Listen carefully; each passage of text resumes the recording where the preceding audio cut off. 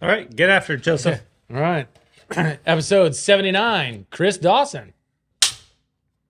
We didn't have that when you were here last time. Didn't have that, no.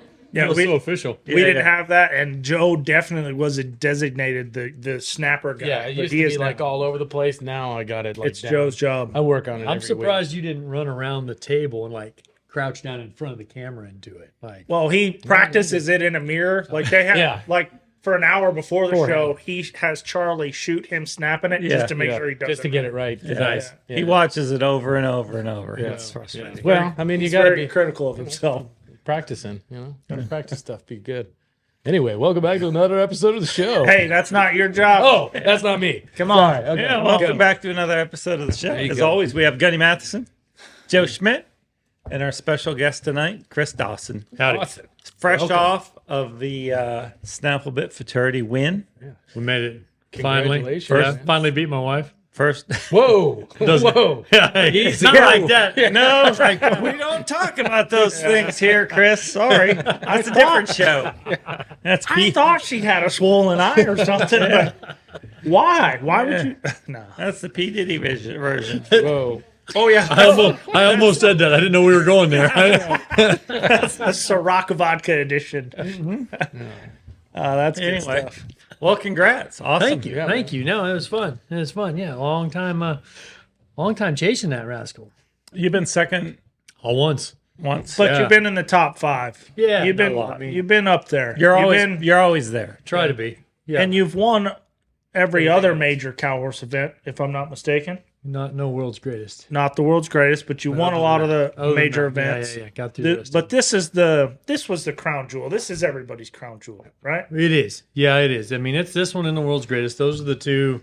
Those are kind of the two events that Mean in something. our world are. Those are the two biggest ones. And I mean, and like saying, it's a great to be able to nail that skin up there on the wall. So, yeah, it's pretty pumped. Dude, the picture of you sitting in the chair in the arena is so freaking cool. Hey, that's Carolyn. She can make. I mean, she could even make you look good, guy. Carolyn, we need to talk. I'm gonna have to. I need some help. Okay, Yeah, he daily. does. He does need help. To look good, he needs help. There's It is no way around hard work. I still that can't. makes- I still can't. But I don't know if I could use your ID anymore.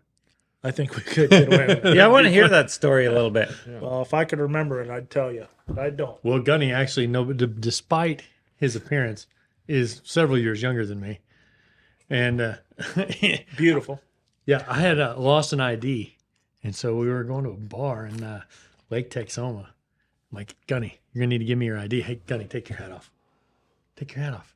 Yeah. So he's been this bald since we were like, I don't know, 21, 21. 22. I mean, yeah. I mean, we were right in that age when you would need an ID to get in. Yeah, they let me in for a minute on his ID. It was. We had a great time though. What they We did have a good time. did when they looked at his Sunny Slopes, long ago. yeah, when they looked at his ID, did they say congratulations, Mr. Matheson? That diet's working.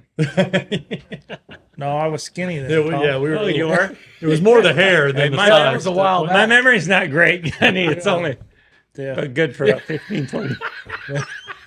Yep. Yeah.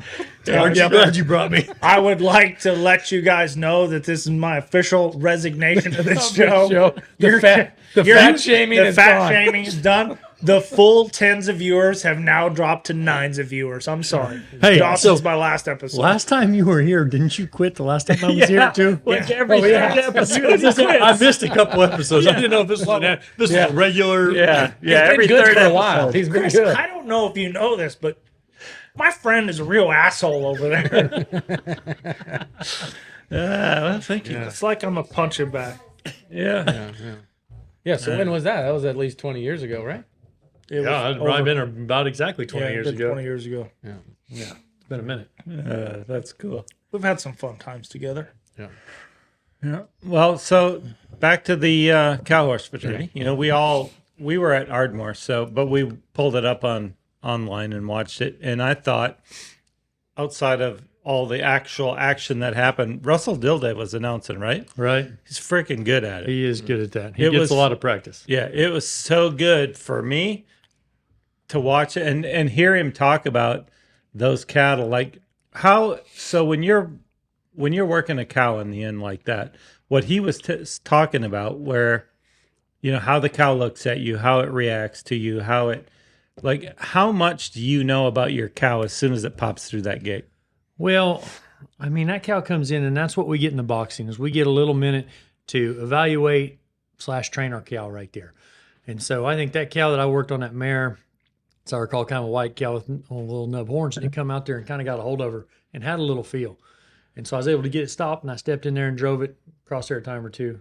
And I was a little worried that we weren't going to have quite enough cow, to be perfectly honest. So it was like, hey, we need to get the heck out of here and get on down the fence and try and get all we can. I'd watched Sarah draw a pretty soft cow early, and that pen is so hard because those cattle will come in and they'll tee up right there in the gate, right? Yep. And they don't go very much, and they might look at you, but it's hard to get them to drive away from there. And like, if you go in there too far to drive in, you're really exposing yourself to a situation that maybe a 3-year-old's not going to recover from. Okay? Because of the shape of the pen? Because of the shape of the pin. You get out there, when you get off over there to them bucking chutes, mister, they're fixing to roll. Okay, so if you go in there too aggressive and drive them out of that gate, you can set yourself up for a long evening in Fort Worth, where it's one of those runs where you're just hoping somebody will blow a whistle and let you out of the arena. And so, like I say, those cows will come out and get a little feel. If you can get them drove away from there one time and have some kind of control of them and get gone. Because like I say, Sarah had drawn one earlier that night. You draw one? Draw two? One. Yeah, first horse out. And that cow came out and had a little feel. But and she's trying to get in there and drive it, and it just didn't want to unlock. And by the time it did unlock, it was kind of just loped along. This might be an amateur question, but same line. How much is the boxing there judged the first part of the cow work? Is that really for the rider and the horse to get to know the cow? Do they put a lot of emphasis on it or not really? There's a box to mark. Okay, but basically you're check plussing or check minus in the box. I mean, you're going to be right there within a 70.5 when you leave that box, and it's not going to make or break you unless you lose it. Nobody's winning or losing anything in the boxing.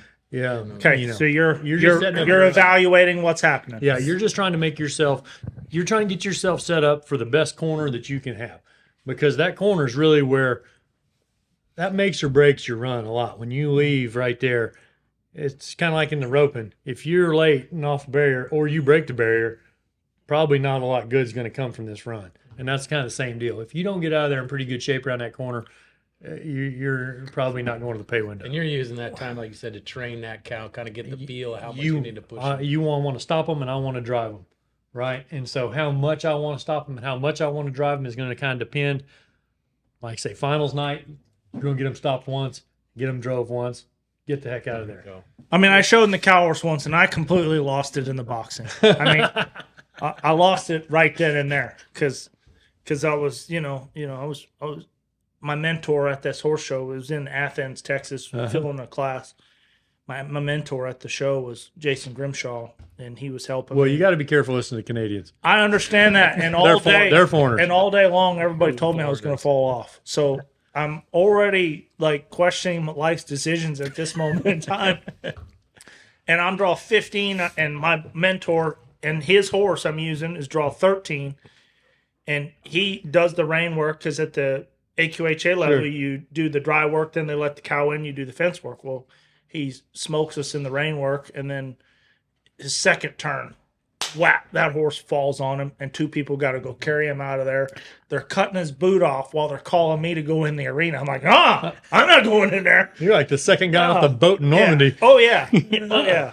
Well, needless to say, little late, more late, really late, cow gone.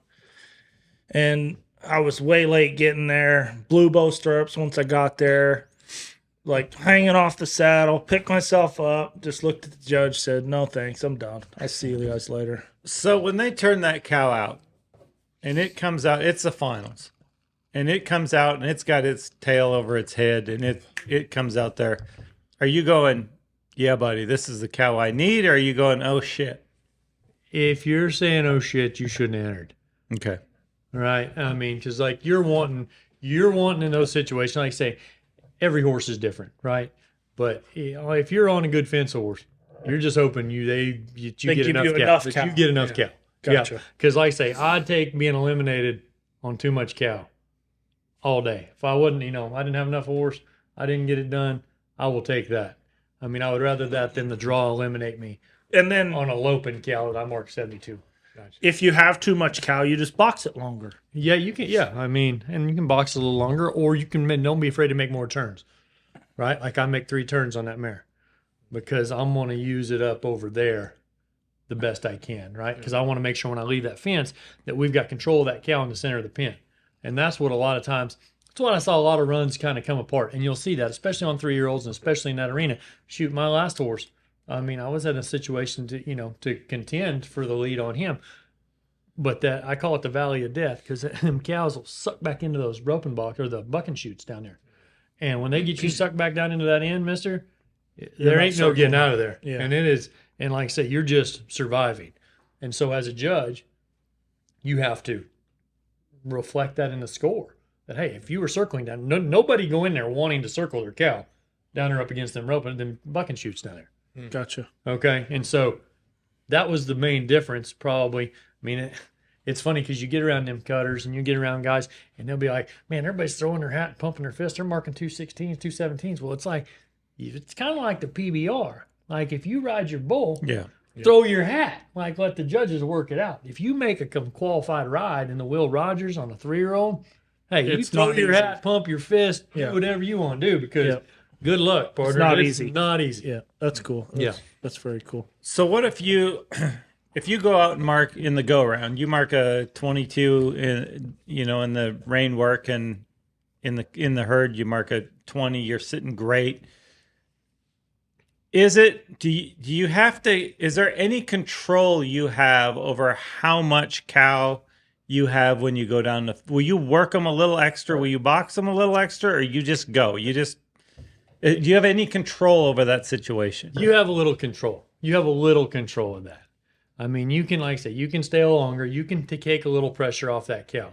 So in the go-round situation, if you're sitting like on a couple 22s, you can try to mark a 16. Yeah, you can. Or 12. Right. I mean, it's hard. I don't know. It seems like it never works out very good when that happens. I'm trying to say, you know what I mean? A lot of times those horses that are that good in both those other 2 events are probably real good down the fence too. And so most of the time what happens is you end up just working your cow for what it is and getting a good work on your horse, and your horse is probably a phenom, and you probably mark a 25 in the fence work. Well, I can look across the room, and I've seen that happen a couple times. And like I say, when she needed to be a 15. Right. And so that happens. I've spent most of my career having to come from behind and having to have a big fence run. And so, and I can say that when you need it, it doesn't happen very often, right? I mean, it's kind of like, all right, well, today we need to be a 25. It's like marking 25 in the raining. Yeah. Like how many times you come out of the raining and think, God, well, shoot, now a 25 is not that great. So and I'm aging myself, the NRHA. But like I wouldn't. The times that I marked more than a 74 in a reining class, I came out thinking, hey, I'm a 2.5 right there. I'm going to get to advance and get to play again on a weekend. Well, it's still great. No matter where you are, it's still great in a go-around for sure. Right. Yeah. But like I say, it's just a lot of times when you come out, it's hard to think. Man, the times I really thought I showed the heck out of one, like they're like, yeah, 215. I'm like, oh. So they could tell that I was working hard too, apparently. Yeah. So like I see a lot of guys go down the fence. Not a lot of guys. You see maybe 3 runs out of the how many are in the finals? 30? Yeah. 25, 30? 25, 30. So you maybe see 4 really special runs. Do you know like right away when you have that run down the fence? When you have a real special run, yeah, you know. Now, like I say, it's hard to have them special runs. Like I say, them 3-year-olds at the end of the week, it's been a long week on them. Them cows are tough. That pin's tough. And like I say, it's kind of one of those deals. You know that. And, if you're going to mark that 25, you have a pretty good idea on some of those. And like I say, and you don't always know it beforehand. You know what I mean? You don't think you maybe have the horse to do it. Right. But I've had years past, I've marked some really big scores in the finals in that pin. Those have not always been the best fence horses I've ever had. Right. So a cow makes a huge difference, obviously, in what kind of a run. Right. Can you have, if you draw just a perfect cow, can you have a big time run in an average fence horse? you can have a nice run, right? You can have a nice run. You can go mark them 17s to 21s. You know, you do your job. You have a nice cow and you get your job done. You should be able to, you know, I like to think that if I do my job, I can mark a 16 on any cow. Is what I like to think. If I do my job properly. So I've watched the cow horse. I mean, I remember watching before they had internet. I'd watch the tapes of it. So I've been watching it for 30 years. And it seems to me like the progression of it is just like the reining. More guys are getting good at it, and there's more good horses. It's not just, there used to be a few guys that would, you know, dominate in the reining and then dominate in the, or do good in the cutting, and then they could just get down the fence. Well, now it looks like, buddy, you better cowboy up if you want to go be good in that. Yeah, and you better be good in all three now. And it's been interesting to watch because, it's kind of ahead of my time. But like they said, Bergen and Slack and Avalon, they kind of got more involved. The reining stepped up, especially Todd. And then Boyd started coming over, and everybody really had to step their herd work up. And I mean, I kind of called it. I thought when we moved back here to Fort Worth, I says, coming to Fort Worth, the fence work's going to get better. And because the pins are smaller. And so those horses have to be more accurate. They have to be more ready to do maneuvers off pattern. You know, like when we were showing in Reno, those 3-year-olds in Reno for the major event there, you got all day. It's a big arena. It's a huge arena. I mean, It's you got a big all arena day. both directions. You can go down there and shoot. You can rate that cow for 200 feet and then go by. Well, if that rascal ain't hooked up and ready to turn around by the time he's been loping with him that far, well, you shouldn't have brought him. And then you could miss him even off a second turn or third turn. You could miss that cow by 10, 15 feet. And you could go catch up across that pin to go circle and be able to go salvage your run and put it back together. Well, now, if you miss a cow off that fence by 10, 15 feet in that John Justin, guess what? That rascal's on the other fence or up in the gate. I mean, because it's... So you think there was more good fence runs in Reno than there are? It was easier to get through a fence run in Reno than it was easier. Fort Worth? It was easier to get through a fence run. Now, I think it's always been the same thing. Like I say, them 3-year-olds going through it, there was bad fence runs and there was great fence runs, right? And I think your ratio is the same. It's just, it's just a different, but I will say across the board, I think that, I think the fence work has improved a lot. It's been the last thing that's kind of come up. So now I'm interested to see what the next thing to improve will be, if it'll go back in the rain and it'll get much better again, or if somebody will step up another event. But it's almost like it goes up in octaves, right? Because like the cutting comes up and the reining comes up, then the fence work come up, and then I'm sure it'll happen again. I just don't know which one will be first. Yeah, and I'm guessing it's just like the reining. It's a combination of horsepower and horse trainers figuring it out. Absolutely. So when they decided to move this to Fort Worth, were you a fan of that, or what was your thoughts when it first came up? When it first came up, I think I was a fan. I mean, I think having lived back here, knew kind of how much support there was for the whole horse industry back here. And this, how many people come up to watch the reining Futurity, show up to watch the cutting Futurity, and so it was, I thought it would be good. Before we moved back here, it was hard to sell a cow horse outside of the cow horse world. Okay. No, but we were just, honestly, we were just the stepchildren, right? We were the ones that didn't rein and quite good enough to rein. We didn't cut good enough to cut. And nobody really knew what we were doing going down the fence. And so you couldn't hardly sell them rascals as team sorters, right? When we were out there, because you had to, the guys that were selling those kind of horses had to explain what they were. They were like, NRCHA, what is this? Since it's moved back here, the exposure that we've gotten, it's been undeniable. It's growing the sport. It's growing the sport. And now, like I say, and like I said, the ropers are realizing, these horses are comfortable running with a cow, right? They steer, like I say, we're on a reining show, but they circle and they stop and they do those things fantastically, and it's a hard event, but they don't necessarily steer and off pattern great, right? And so, and then as far as rating a cow and stuff like that, they're just not exposed to it. So our horses are kind of able to go To the rope and and pin. go to the rope and pin.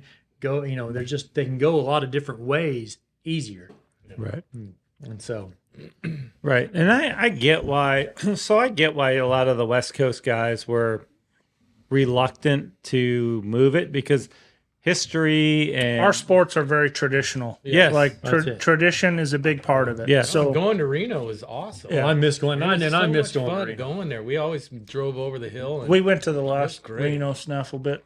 it was so The much last fun. Snaffle Bit Futurity in Reno. There's a Reno Snaffle Bit Futurity, but we went to the last big one. yeah, we had to go. We didn't want to go, but we had to go because the year before our wives went, and that's yeah. right. We saw some real shenanigans going on in the stands there. Yeah, some dancing during the drag break, and I met Nick Dowers at that Snaffle Bit Futurity in Reno. You should ask him about it sometime. Did you ask him for a mustache ride? No, Whoa. no. Chris, that's Not that type of show, bro. that's a little over the line, did he? My kid loves Nick Dowers. She calls him the crazy man, and she won't do it to his face. But my wife's got her pretty good. She goes, "I must ask you a question." Yeah, no, that. So we had fun going out there, and you could sense the. We didn't have as much fun as our wives did, No, but we had fun. we never do, and our wives they didn't have fun once we got there, of course. But that's what we do. We are fun stiflers, but you could sense that there was so much history, and I mean it was. I get it, and you guys. I don't know if you do it in Fort Worth, but when that was over, there was a big party. You guys still do that in Fort Worth? Yeah, we do. It's been good. It's hard to recreate the way it was in Reno. Yeah, because it's set in Reno. It's set up for everyone It's to set be up right there. right Yeah. there. Yeah, it's like you have to go.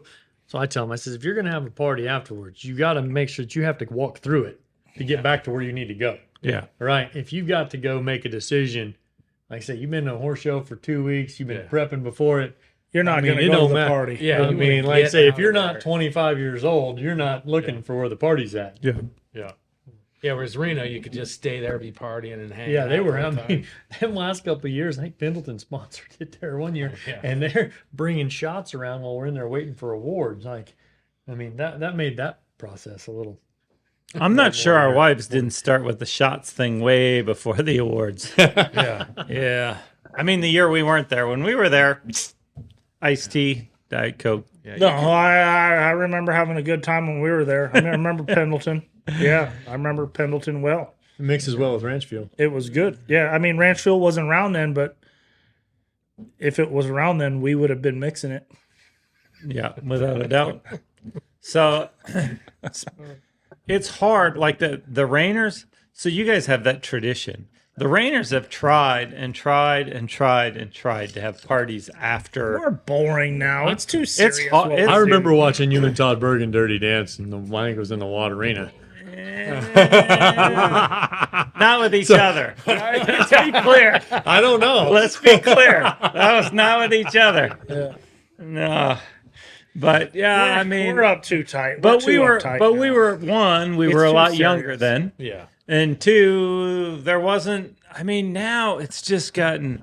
They give away a lot of money, and the horses cost a lot of money. I mean, And it's just- Facebook exists. yeah, right. Yeah, everybody's got a video Yeah. camera. But Well, yeah, I think that's it. And I mean, and I talked to him a little bit, doing an interview after the horse show. One of my favorite days there at the horse show, I could run into Ron Rawls, and he was cooking some steaks there at his camper. And I needed to go to bed and get up and work horses that night. But what I did is I went over and ate a steak, and I drank a couple beers with my buddy Ron, and I listened to some stories. Yeah. And it was cool. And it was like, man, this is what Snaffle Bit's supposed to be. This is what it was when it was Reno.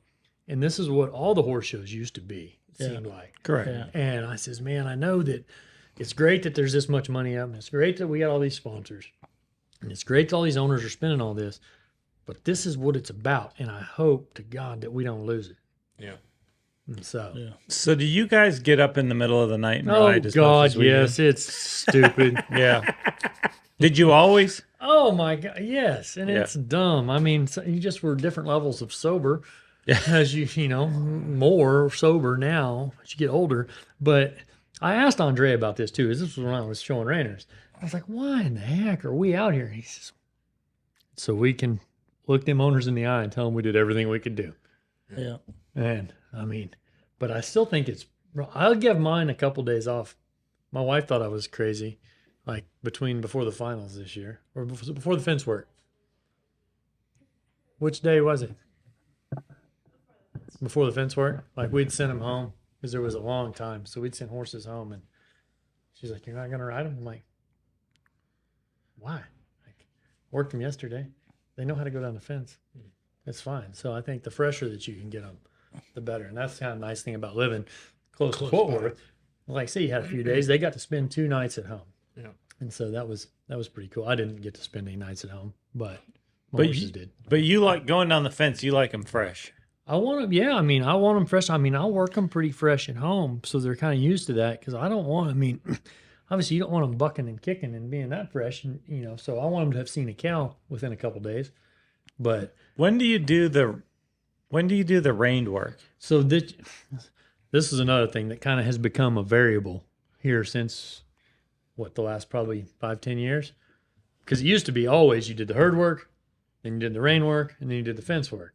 And when they changed that and switched the rein and the herd work, I was like, this is silly. You can't do that. That's not how it's done.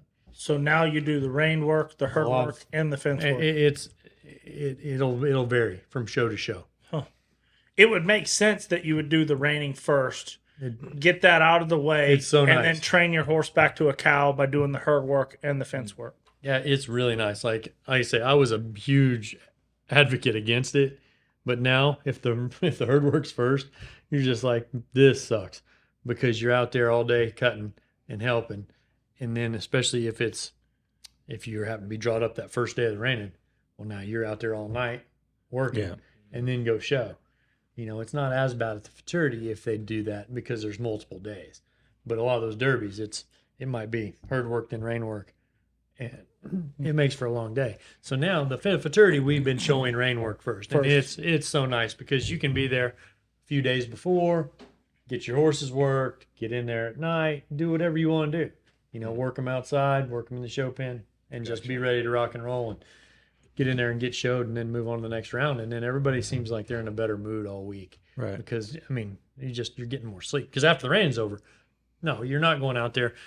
I mean, the cutting practice pens will start at 5:40, I guess, is what time the cutting practice pens start. So That's the middle of the night for me. That's still considered middle of the night. Yeah, that's pretty middle of the night. So the finals, the going down the fence was on Saturday. yeah, But as I watched the, I think as I was looking at the results, didn't you show in something on Thursday? Wednesday, actually, we did the herd work on Wednesday. So we had a Wednesday. couple days. So Gotcha. yeah, so we basically went down the fence. I believe it was Sunday, Monday. Had Tuesday off, and then came back with the herd work on Wednesday for the finals. And then we had Thursday, Friday off. And then those days they were doing some intermediate stuff and some bridle stuff, and the sales. So rein work Saturday morning, fence work Saturday It was night. all in the evening. It was all in the evening perf. And so we run through all the rain work. I think it started about, we did rider intros at 3:40, as I recall. Okay. And and then we kicked into the rain work, run through the reining. Then they did a few presentations or whatever. And then we turned them back around and kicked them back in there for the fence work. So it probably is a good strategy to save a lot of horse because it's physically demanding on them. Right. It's tough. No, it is. Yeah. I mean, that's part of it. It's the horsemanship side of it. It's a different deal than it used to be because there was days when we would do all 3 events in the same day. And I mean, and that's been a minute. Mm-hmm. But I know, my first open finals was in 05, and I think I did the intermediate finals was separate. Yeah. And you so had to show I think I twice. showed her on Friday in the intermediate and showed her in the cutting, the reining, and the fence work. And I think she had Saturday off and it was non-pro. And Sunday I come back and showed her in all 3 again. Whew, that's a lot. Yeah, that's a lot. And how it is now, having it on Wednesday night, the good news is if you go mark a 20, you walk around and instead of being 6 foot, you're 6'2". All right. And if you mark a 187, you're 5'10". Or smaller. Or smaller. Yeah, I mean, I think that would Like, Now we're what's picking that on do short you people. Yeah, I was mentally? gonna say 5'10's fine, dude. 5'10 Oh, my is bad. fine. It's like the perfect height. Yeah. You know. He didn't even catch on to that. I'm Yeah. thinking to myself, 5'10", dude, is what the Joe fuck? 5'10 or 5'9? Because I could swear that. Yeah. I mean, that was I a think that's- shot at Joe. Yeah, I think Yeah, that's like no, the you gonna perfect quit height. too, Joe? In You quit? Joe's case, it would be, you just change the numbers. That's all. Joe, let's start our own show. One where we don't get insulted. Short and fat. Yeah. Let's do that. Yes. Yeah. Next episode of Short and Fat. Episode 1. I'll be What fat. didn't MTV have one of those? Oh, yeah. Robin There you Big. go. Yeah. Big. Short and fat, Rob Big. It'd be cultural inappropriation if I made myself black, though. So, yeah, let's not, Can't do This, that. this show's already not the do Blazing that. Saddles of podcast. Oh, yeah. Oh, yeah. Oh, you know what? Speaking of podcasts, they have their own podcast. Tell yeah. us about your podcast. Hey, It's fantastic. well, Calver's Full Contact, it's been quite a ride, but we haven't done much in a minute. And the airwave's been blowing up. We get Facebook messages all the time and this and that. And it's we put out a little teaser. You put out a need to little keep teaser. doing it. And the only reason that I say keep doing it is because we didn't think we were doing anything special. And that year at the Futurity, last year, the year before last, I must have had 40 Every horse people. show we go to. Yeah. I must have had people I've never met before come up and say, "Hey, nice to meet you. Enjoy your show." I just the interaction with new people is awesome. So Yeah. No, it's nuts. And I mean, people were just and craving. you and Russell are good at it. Well, I thank you. I mean, I thank y'all you. are good at it. It's amazing how much people are starving for this kind of content. Yeah. Yeah. I mean, just this, no nonsense, just Well, like you Hey. said, sitting around and just talking story. And that's it. And like I say, and that's that part of that connection is, I mean, with all the information, all the technology that we have, that real connection and seeing people have a connection, man, it's missing. And I mean, people know it and they want more of it. And like I said, we've got 2 episodes recorded. And we haven't dropped them yet. But Good. yeah, And not sprinkling everything with, flowers and shit. Right. Well, that's it. We say a lot of shit. We talk about a lot of shit that's not everybody's into, but it is what it is. We call it like we see it and then deal with it later. But no, I have every horse show we go to, I have at least 10 people walk up to me and they, we sure love Joe and Gunny on the show. well, no People love. actually only walk up to me and say, "I really enjoy you on the show." They never say anything about Tom. anything about Joe. Yeah, or they Tom. don't say anything to me about Joe either, but I felt like I had to. Joe, you're my favorite Yeah, one. see, right? he knows. He knows. We go back a minute. Yeah, that's right. Yeah, it's man. I'm gonna tell you, like, that's the thing. Like, I've just got to do a lot of things, especially this year, and it's really just been real eye opening for me that the training horses that we have grown up thinking was such an important deal is, it is because it gives us a platform to do this. It gives us a platform to share, the things we're going through, and you get these connections with people. And so that's really the important thing is what I've learned. And like I say, if winning the Futurity gets me another little spot to where whatever, I can tell a story and it touches somebody, well, great, and whether that's just a little humor in the night or, whatever. I think you can take that to whatever level you want. Like I said, we've got to do a lot of stuff with some soldiers and stuff this year. And, it's been some life-changing stuff, and like I say, the horses and what we do took us there and gave us that opportunity. Yeah. And so that's the stuff that you really learn it. And like I say, it's this, It's, shoot, it's sitting around and shooting the breeze and like with guys you've known for 25 years. For sure. That's way cooler than any trophy we're going to win, Hey, touch on that for a second, because didn't you guys go skydiving? Static jumping. Yeah, static jumping. And I'm not to split hairs. I don't know. I didn't know the difference. I didn't know the That's difference. when you're attached to the cord. Yeah. When you jump out, That's- it pulls the chute. Okay, you're jumping out of a plane. Yeah, well, that's it. It Well, really. you're not having to. You're not having to pull it yourself. Either way, they're Yeah. effing crazy. Okay. I don't think- planes are meant to travel somewhere. They're not meant to jump out of. Like nobody ever thought, let's fly so we can go up there and pee ourselves and just go, Hey, I'm let's just- jump Well, out of here. there's so one much guy fun. that did it. Yeah, There's he so was, much started. he was a stuff. dumbass, that guy. There's so much funny stuff on Facebook about like soldiers like, okay, how are we going to convince these guys that we're going to put them in this machine that the Wright brothers invented and we're going to eat them out the door? I mean, So did Yeah. you do that with some military you did that guys? with military guys. yeah. Oh, cool. Which organization? Well, so there's a couple of them, but War Horse for Veterans got us hooked up and introduced us to a guy named Mark Nooch. And Mark Nooch is involved with Horse Soldier Bourbon. Okay. That's a group of guys. They went over there to Afghanistan right after 9/11, and they whooped the shit out of the Taliban. I mean, right off the bat. I mean, got them. They made that movie 12 Strong about it. Yeah. Them guys come back. They made a little bourbon company. Yeah. Horse Soldier Bourbon. So if you're tired of drinking Pendleton, go check out some Horse Soldier Bourbon. But Mark, we're sitting around at the house there one day in the viewing stand. He says, "Hey, we'd kind of been talking about, these guys come in, we make them do some hard stuff a horseback, right? They get on a horse, we get them chasing cows. Like, and some of these guys, like Mark rides good, and there's some other guys that ride okay.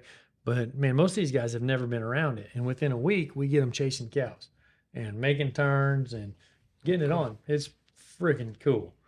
And so I says, we have been up, we've been chewing on y'all's hind parts pretty good. We ought to do something that y'all could chew on us about. Like I'm thinking like, clearing some rooms, maybe Shooting some guns. Yeah, They took it to the 100 steps They're like, past that. okay. Yeah. Oh, yeah, let's jump out of a plane. This damn Nucci goes, "You want to jump into Normandy with us next year?" I said, "Yes, sir." Oh shit! Out of a plane? All right. So I guess here we are. And so it was I thought they were totally overselling it too, because I was like, "Who's gonna let some dumbass horse trainer jump out of a plane? It's the 80th anniversary of D-Day. Like, they're not gonna let this happen. Oh, wow. Like, we're gonna screw this up." And then I think he kind of oversold it too, because then like we're talking, he's like, "Well, it'd be a fun trip even if you couldn't jump." And this not like, Sarah, she's like, "I ain't going to Normandy if we don't get to jump out of a plane." And she don't want to really jump out of a plane, but she's all of a sudden got hooked on the deal. So I'm like, "All right, Mark, what we got to do?" And he's like, "Well, you got to go to jump school." I'm like, perfect. This is going to be our out. There ain't no way that jump school is going to fit into our schedule, right? Yep. Lo and behold, there's a jump school the week after Snaffle Bit Futurity last year. Ooh, can't talk. I Can't. mean, there's no horse shows planned. There's no horse shows planned. So we get done with Snaffle Bit and we take off to Florida. And what they do is they take RCPT USA, which is this awesome group of guys down there in Palatka, Florida. They take the Army's jump school that's 3 weeks long and they condense it into 3 days. And it's at this point, like before we go down there, they said, "You know what you guys did with us? Like kind of coursed us into the fence work and were able to get us to where we could go show," because we took 8 of these guys to Las Vegas the first year. And I mean, like maybe they've been down the fence. Dude, I don't know. They ain't been down the fence a dozen times. And we went and showed them in Las Vegas. Wow. Right? And so they're like, "You know how y'all kind of rushed us through that fence work course and got us to do that? That's what they're going to do with you guys in parachutes." And I'm going, "Oh, this is a terrible idea because you guys had no business going down the fence." And so that got me really scared, actually.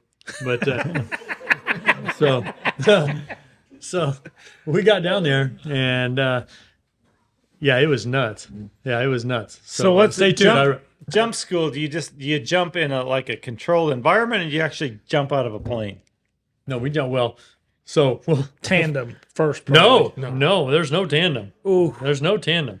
It's you go in there and you sit and they talk to you about some stuff and they do hang you in a harness for a few minutes, and which is terribly uncomfortable. Yeah, you find out where to put your leg straps. Yeah. After they put you in this harness and pick you up off the ground and for 15 minutes. Hey, one guy passed out. Like passed smooth out. Like it was a bad deal. But yeah, so they teach you all the things that are going to go wrong and this and that. And we're kind of sitting around looking at each other like, why are we here? And like, "Oh, because we want to jump out of an airplane." I'm like, I don't really know that I really want to jump out of an airplane. But yeah, we spent a day doing that, and we were supposed to jump on the second day, right?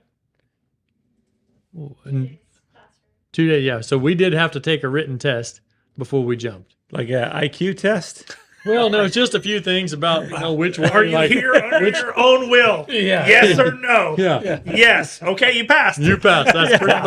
That's pretty much it. Yeah. Do you want to jump out of an airplane? Yes. Here we go. Undecided. Yeah, so there we were. That's a passing score. Yeah, so they threw us off there in a Cessna, and away we went. Like I said, we passed our testing. So, but when you jump out with that static line, you're not tandem. You're not tandem because So you gotta tandem, land yourself. So the reason the tandem and people that want to enjoy themselves and go have a fun weekend in Hawaii or Florida, and we're gonna go skydive, we're gonna go up there and we're gonna strap this guy that knows what he's doing, and we're gonna sling ourselves out of an airplane, and that guy's gonna control the fall and pull the chute and guide you safely to the ground. Yeah. No, the first time you jump out of an airplane static, you are responsible for getting your own self to the ground. Wow. And that's the last thing they tell you under the little Daco tent there. And they say, who is responsible for your jump? We are. Yeah, that's right. You are responsible for your own jump. And so, it's kind of like walking to the herd. Like, I mean, I don't know if you guys have showed the herd at all, but walk down there. Yeah, no, I don't think it's anything like that. Hey, you should see some of the non-pros. I walked to the herd, look more scared than a lot of the guys jumping out of these planes. Yeah. And you technically could fall off. I mean, just 6 feet, 5 feet. The only thing that I would enjoy less than jumping out of a plane is jumping out of a plane strapped to a big freaking Another dude strapped to the plane. Yeah, that wouldn't be. That'd be the only worst thing for me is once they locked you in there. What if she don't let go? To you? Hey, and I have nothing against, boys that like straps. Boys that like boys. That's okay with me. But I'm not just. I'm gonna feel a little sweaty with a strap With a dude on your back. dude on my back. Yeah, gotcha. I will say I did my first tandem this week. Is that all good? Oh, you did? Are we good? Yeah, I did my first tandem this week. You're jumping out of planes for fun now? Yeah, no. Tandem though. This one was tandem. Yeah, So you did strap yourself. I did strap me on. This What'd guy she was- look like? he was an older gentleman, but and I say at that point you're like, you do whatever you want back there. It's fine. You just get me to the ground safely. He was gentle. Did you jump? A little at first.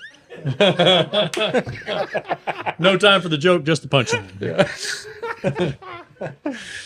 So you did that this week? Yeah, we just got back. Yeah, that was that's what we do after Snaffle Bit. So where'd you go for that? Plaka. Yeah, back to the same Yeah, group. RCPT USA. Yeah. Cool. So how high were you? Not dead sober. Hi, how are you? Dead sober. Yeah. You want to have your faculties about you. Right. You want to have your. Our audience doesn't know just how perfect that question was for Joe to ask. That's right. No, what altitude were you? How high were you? Always.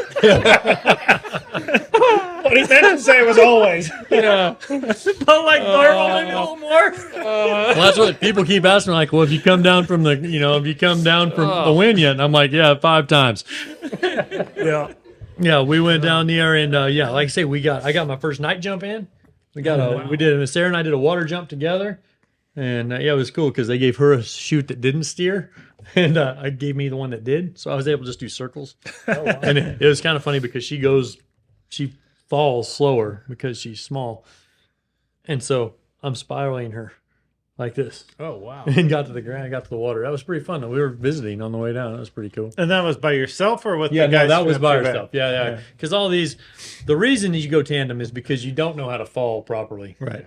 Right. And so you go tandem so that guy, because on those kind of skydiving, your chute comes out of the back, right? So you have to be falling with your stomach towards the ground. And if you're just falling and tumbling, then you pull your chute, you're going to die. I feel like we have established quite a bit tonight that you have to be crazy. You have to drink a little, and you got to have a lot of fun to show cow horses. Hey, really, that's it. that's you got to be goofy enough to jump out of a damn plane.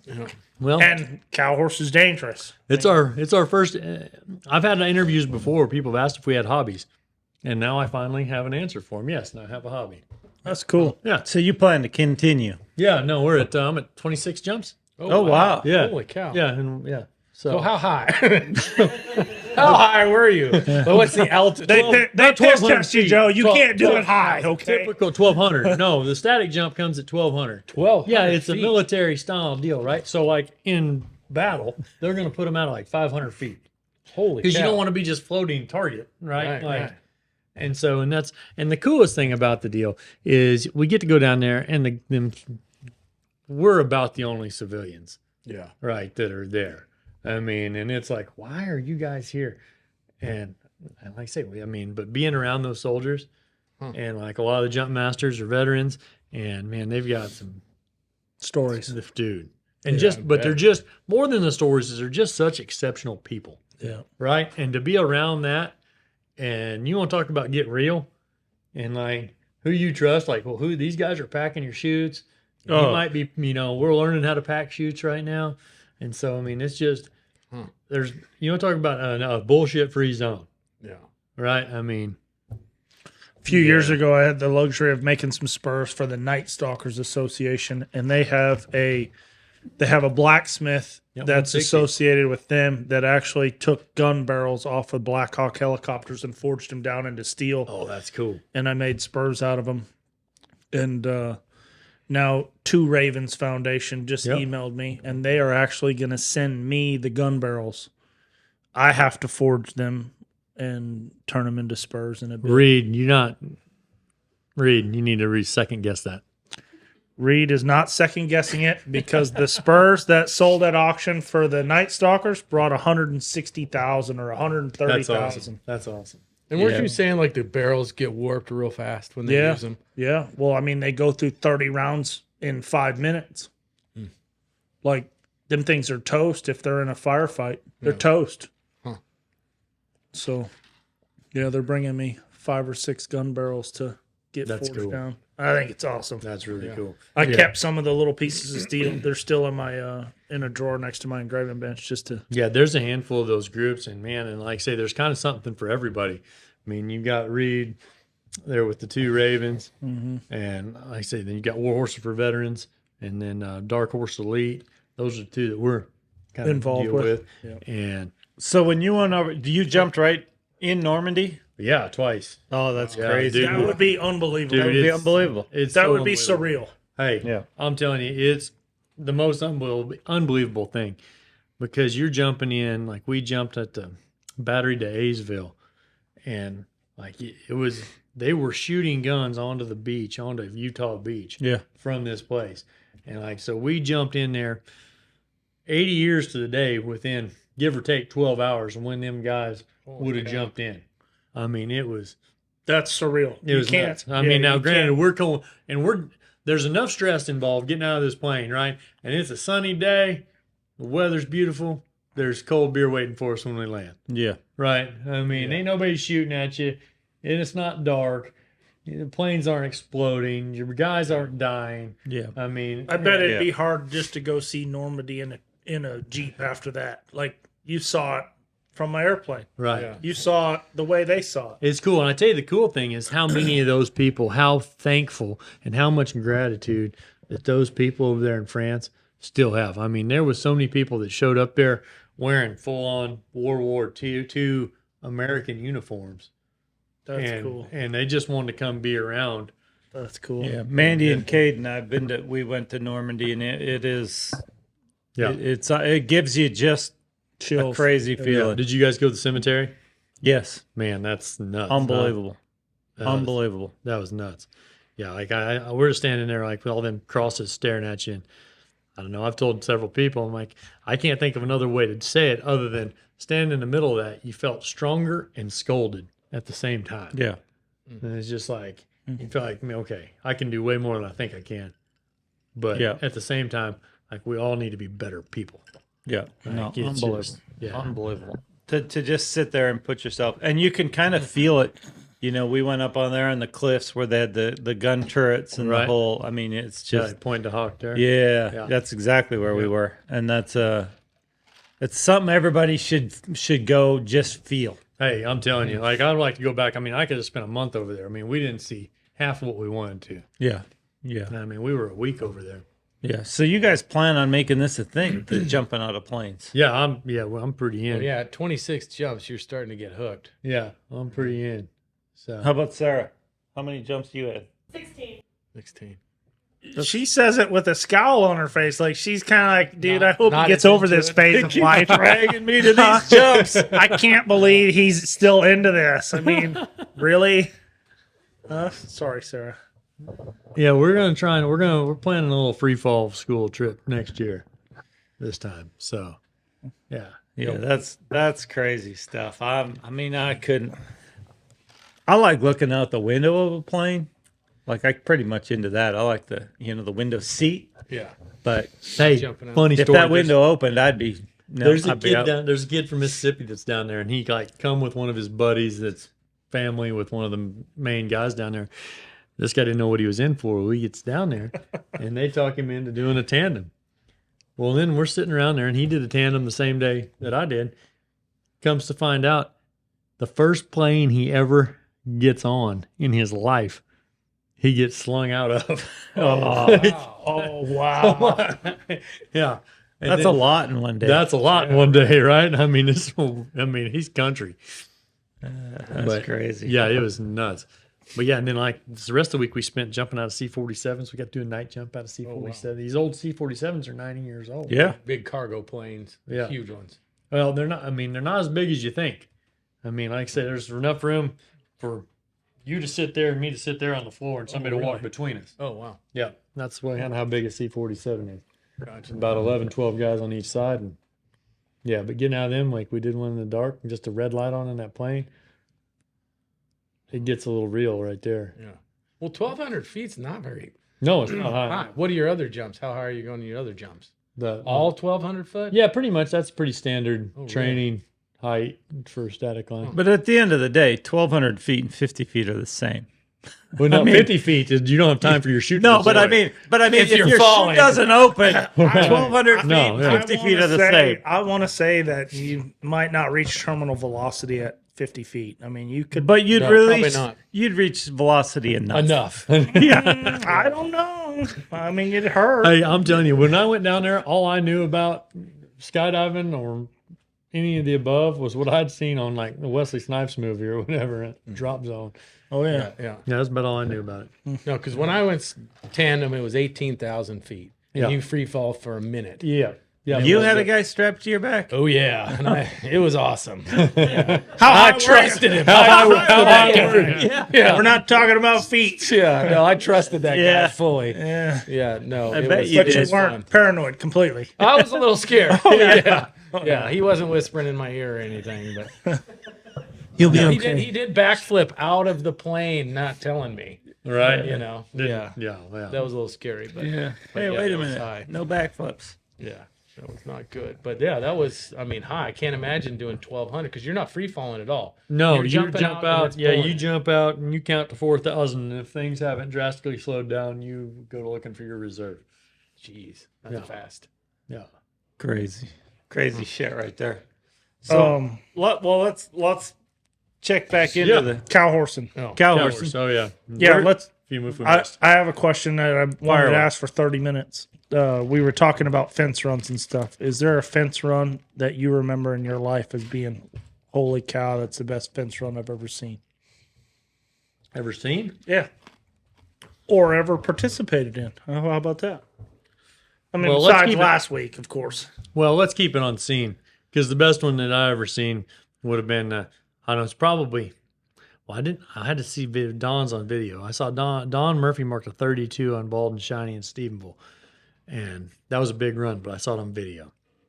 But I got to be there. That's still pretty cool, though. Yeah, yeah, it was cool. Yeah, really cool. But I got to be there for Doug Williamson. He marked straight 77s on his 77th birthday in Paso Robles and marked a 31. On which horse? Oh, a big buckskin horse. Sarah, will help. Get some chicken, please. Oh God, thanks. Okay. Okay. It don't matter. It It don't matter. Research will have it. Yeah, research will have it. But yeah, it's That's pretty cool, though. yeah, that was cool. It was cool to see that and to be there for that one. Yeah, we got to watch him show too. It was pretty cool to watch him show. That's unreal. Do you think so? That something I've been thinking about too. Do you think it's turned into more of a young man's game with having to have?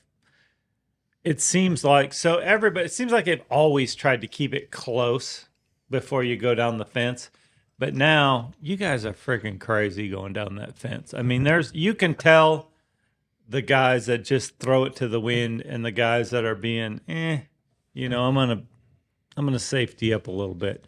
Do you feel like it's turned into a more of a young man's game? I don't know. I think like anything. Considering anything 50 and younger, young. 50. Okay, I was gonna say. I'm like, I mean, I felt like I used to be one of the young guys, and I don't really feel like one of the young guys anymore. Well, how old was Doug Williamson? He was like 77 when we made that run. You should watch the show sometime. Well, no, when he died, not when the run he was talking about, dude. Yeah, what was that? Wait, he just died. What, 82? Yeah, see? It's different. 82, I think. Yeah, but he was still making runs at That's 80. what I mean. Yeah, I mean, He was going psycho down the yeah. fence. Yeah, well, that's it. That's I mean, he's a different kind of you don't cowboy. make well, they say you don't make rules for the anomalies, and Yeah, right. I mean, if there's an anomaly, it'd be Doug Williamson. Yeah.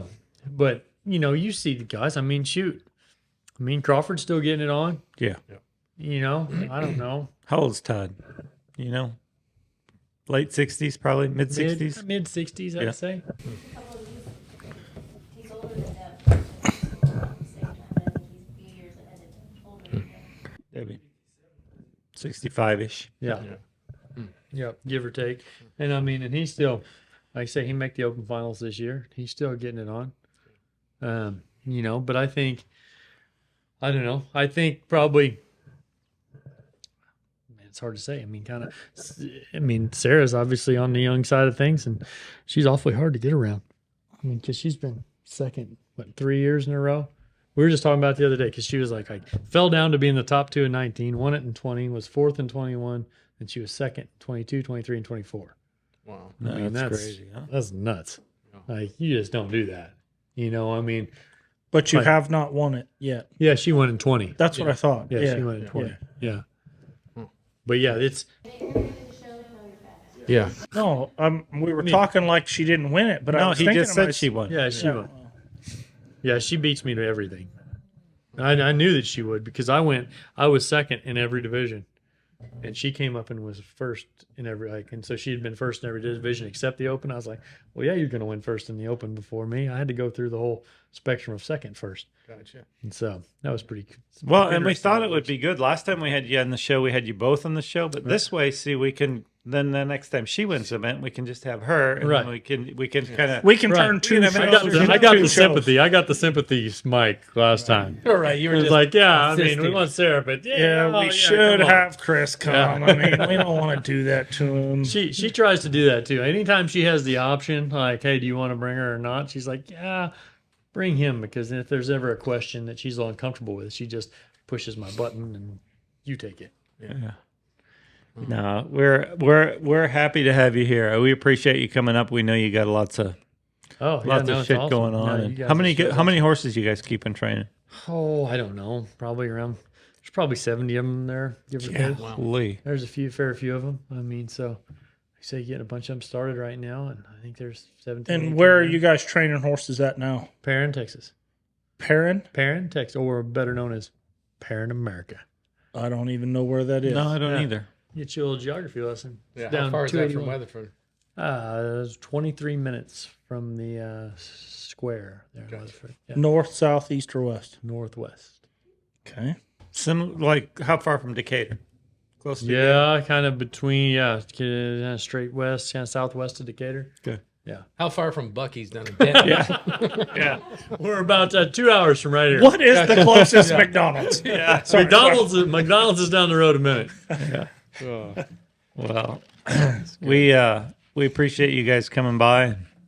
No, absolutely. Yeah, no, like the show. And like I said, appreciate you guys having us out. Yeah, and congratulations on your win, man. That was Thanks. awesome. Thanks. Well, good luck to you guys. I know y'all got a big one coming up. Yeah. No kidding. We're all sweating the next one. So. Right? That's it. So what do you got left this year? You kind of you got the cutting futurity? I got cutting 30. Well, Sarah's going to California. There's a derby out there in Tulare. California Rain Cowhorse puts on a derby and Futurity out there. She can hit that up. There's a Futurity in Abilene. Anybody wants to go watch one and stay close, they'll have a pretty decent money added there in Abilene in the 3-year-old deal. And yeah, I'm gonna go hit the cutting Futurity. So the cutting Futurity. You nervous, or is this just your side gig? This is a side gig, and there again, if I didn't learn anything else this year, it's that I've spent 22 years trying way too hard. And so, like I say, once you kind of resign yourself to the fact that, hey, this really ain't up to me, and like I say, you just falling into the Lord's plan, honestly, here. And so, like I say, you just take the pressure off, and you work them horses for what they are. And if they're better today, great. If they're not, well, that sucks. Yeah, But try to not, you know what I mean? Like, I spend a lot of time trying to ride them things 2-3 times a day, and like, I'm going to make it happen. And man, sometimes Sarah said something to me about this mare that I showed this year, because we went back and forth on her quite a bit, because I really liked how she felt in some places, but she didn't look great early. Like, she was a slow mature as far as what she looked like doing things. And so, like, all through the spring, like, we almost sold her a couple times. And so then I started getting a little, like, trying to be a little more demanding from her. Well, then she got to where she wasn't enjoying herself as much. And Sarah says, hey, the best thing that mare does is she looks like she loves what she does. So don't lose that. And so I kind of backed off of it. Just like, hey, you know what? You come out here every day and you do your job and you're happy to be here. And if you don't feel like you're the next world beater, well, that's fine. But just keep enjoying it. And as the year went, she just kind of kept getting better and better. And like I said, it's hard to not lose some sleep over it. Yeah. But just working them and going on, man, it proved to be fruitful this year anyway. Yeah. Well, it takes a lot of time and a lot of mistakes probably to come to that realization that it is what it is. I'm doing my job. I Right. can't overdo it. Yeah. I mean, And like I say, I think a guy you don't want to hear that and think, all right, well, I don't need to go to the barn and work horses. Right. Right. I mean, don't use it as an excuse for laziness. yeah. But for at sure. the same time, like, hey, think about what you're doing. Are you really getting anything done here? Is there, Well, are they exhausted? Are they tired? Are they not processing what's going on? You know what? Let's see how they are tomorrow. yeah. Well, to your point, I'm a big believer also in the Lord's plan, but if you don't put in the work, that goes out the window. Well, that's it. That's it. I mean, come on. Like, Yeah. we're going to dig a wall, but I mean, he give us the work ethic. He give us the work ethic and everything else. And so, like I say, we got to act on that too. Yeah, no doubt. All right. Well, good. We can't wait till you win the next one. Well, maybe it might be Sarah. Yeah. Right? Yeah. Let's go ahead and switch off. All right. Yeah. Yeah. Well, it is going to be Sarah because he's going to a cutting and she's going to a cow show. Yeah. There you go. Get her after Larry. I mean, unless Chris wins the cutting Victoria, that'd be unbelievable, dude. Yeah. That would be epic. Yeah. Then we got to have you right back. We will have you right back I'll here. drive back up here. If that happens, I will gladly drive right back up here. Yeah. Right. Yeah, if I make the finals, you guys might have to have me back on. Yeah. Oh, yeah. All right. We'll Done. do it. Yeah. We'll do it. Hey, and just send your mileage to Gunny. He'll reimburse you. Hey, you know what? Will somebody validate my parking? Listen, this show pays us so good now with Ranch Fuel as our sponsor. Hey, cheers. Yeah. that that money is no object. Okay, we just whatever you need, we'll cover it. I love it. Yeah. Ranch Fuel and Tito's. Appreciate it. Yes, sir. All right. Thanks, Chris. Grow the show.